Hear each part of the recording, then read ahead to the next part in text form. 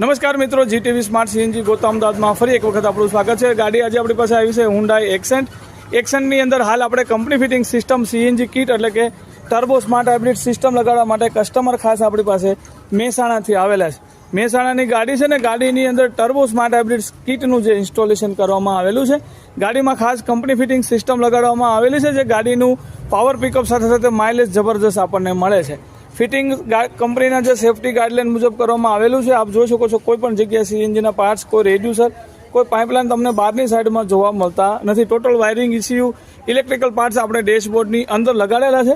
એક feeling point આપણે આગળની સાઈડમાં લગાડેલો છે, જ્યારે મેઇન ફિલિંગ પોઈન્ટ જે છે એ આપણા પેટ્રોલના ઢાંકણાની અંદર લગાડેલો છે। ગાડીમાં ટોટલ આગળ અને પાછળ બે ફિલિંગ પોઈન્ટ આપેલા છે।